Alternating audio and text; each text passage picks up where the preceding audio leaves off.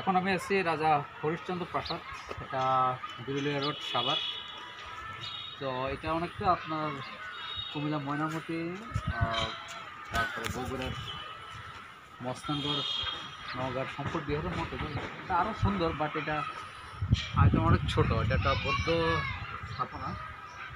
তো চারদিকে বাসা বেড়ে ওঠে, সে সৌন্দর্যটা এখন আর নাই। তারপরেও ঢাকার ভিতরে একটা ঐতিহাসিক স্থান, আপনারা স্বল্প খরচে এবং খুব ইজিলি আসতে পারবেন। এটা সাভার অন্ধকলা মার্কেটের পিছনের বলে কি মিনিট 5 হাঁটলে এই স্থাপনাটি দেখতে পারবেন। ধন্যবাদ।